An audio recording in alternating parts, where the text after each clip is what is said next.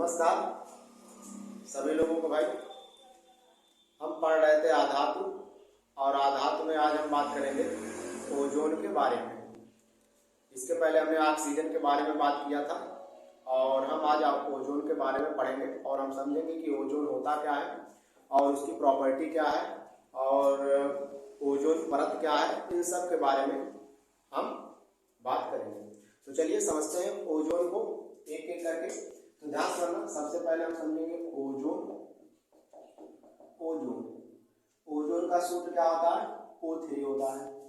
तो ओजोन की खोज, ओजोन किसका अपरूप होता है? तो आंसर है ऑक्सीजन का अपरूप होता है। तो ओजोन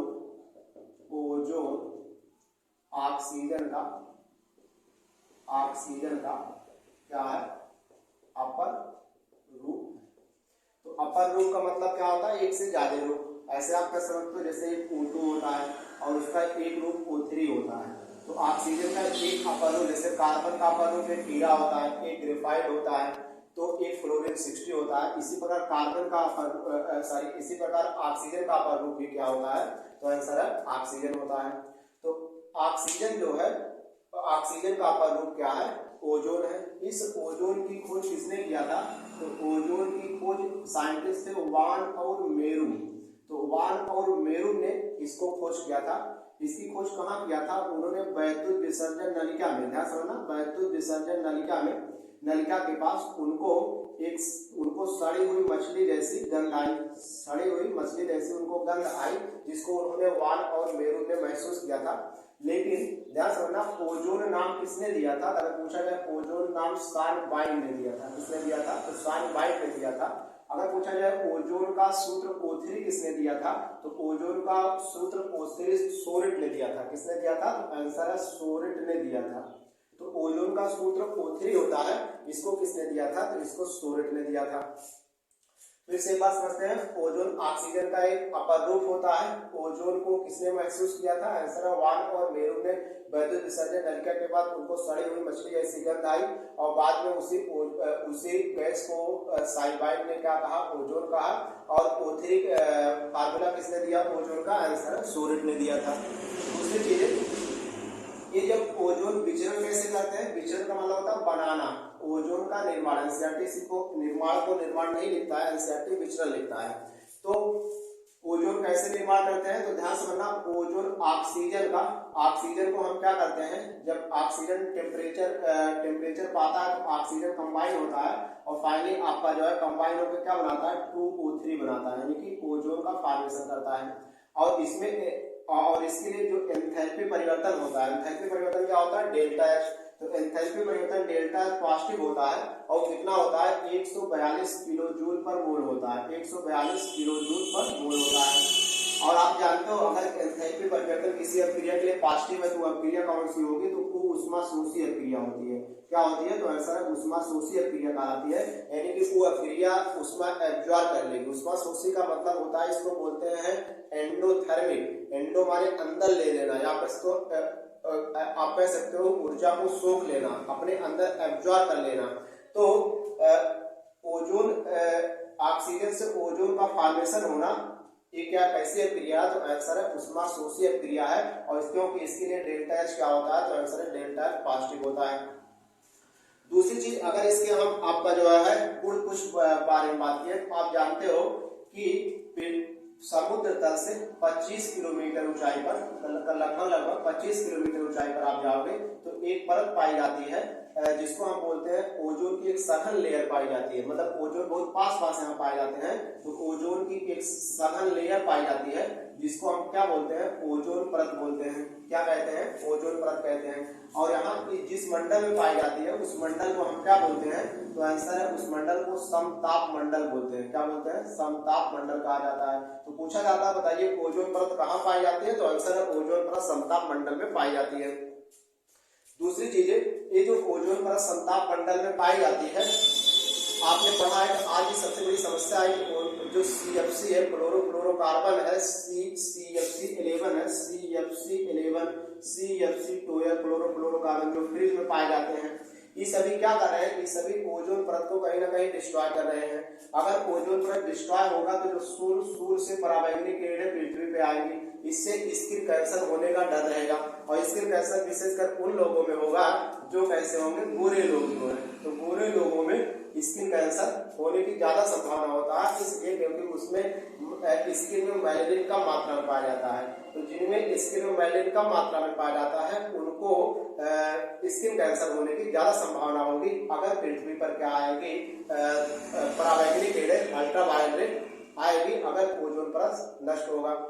दूसरी चीज, ओजोन परत का नष्ट होना या खत्म होना ही क्या कहलाता है, ओजोन क्षरण कहलाता है। क्या कहलाता है, डिप्लीशन ऑफ ओजोन कहलाता है, इसी को क्षरण बोलते हैं। और क्या आप कह सकते हो ओजोन में, और ओजोन क्षरण हो रहा है, ओजोन में छिद्र हो रहा है, इसको किसने देखा था, इसको फोरमैन ने देखा था। एक साइंटिस्ट थे, सबसे पहले फोरमैन ने क्या देखा था कि ओजोन नष्ट हो रहा है, ओजोन में क्षरण हो रहा है। जिसको देखने वाले साइंटिस्ट सबसे पहले कौन थे, आंसर फोरमैन थे। ओजोन छिद्र को जिस उपकरण से मापा जाता है उसको बोलते हैं स्पेक्ट्रोफोटोमीटर। क्या बोलते हैं, स्पेक्ट्रोफोटोमीटर बोलते हैं, स्पेक्ट्रोफोटोमीटर। स्पेक्ट्रोफोटोमीटर बोला जाता है ओजोन छिद्र को जिस उपकरण से मापा जाता है उस उपकरण को कहते हैं क्या, स्पेक्ट्रोफोटोमीटर बोलते हैं। कि थोड़े से ओजोन के बारे में बात की। अब अगर ओजोन के गुण के बारे में बात करें, ओजोन क्या है, तो ओजोन वायु से भारी होता है। वायु से क्या है, वायु से भारी होता है। तो ओजोन गैस जो होती है वायु से भारी होती है और कैसी होती है, विषैली होती है। ओजोन जब चांदी के संपर्क में आती है, ध्यान समझना, ओजोन जब चांदी के संपर्क में आती है तो चांदी कैसी पड़ जाती है, तो आंसर काली पड़ जाती है।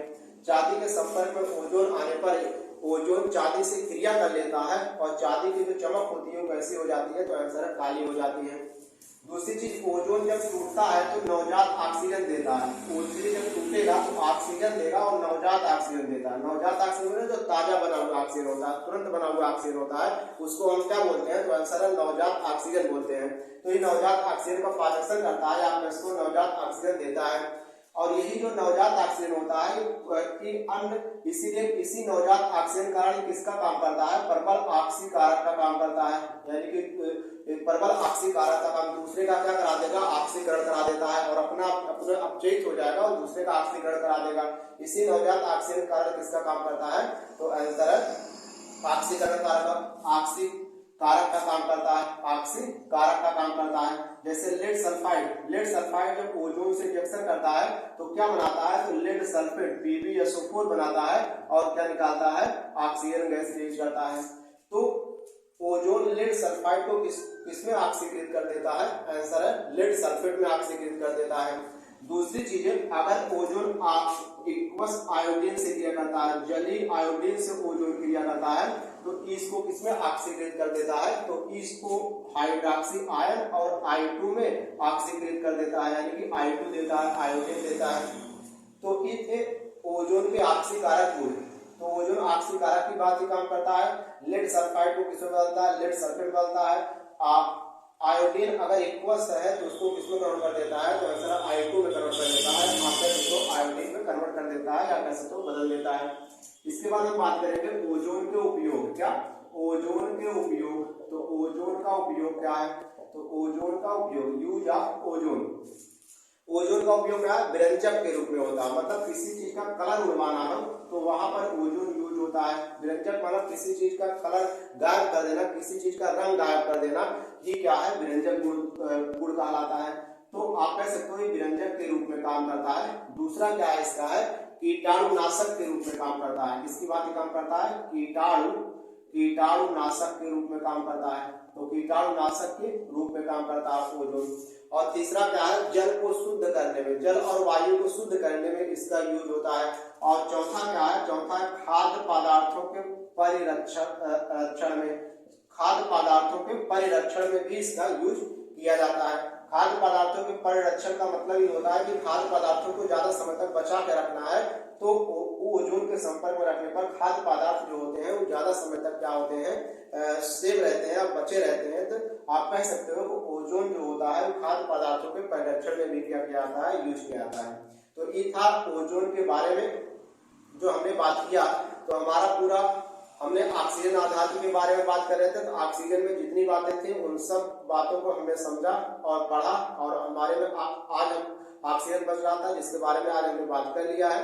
इसके बाद हमको नेक्स्ट आधातु के बारे में बात करना है, नेक्स्ट नॉन मेटल के बारे में बात करना है जो है सल्फर। नेक्स्ट वीडियो में जब हम आएंगे तो हम बात करेंगे सल्फर के बारे में। तब तक के लिए धन्यवाद।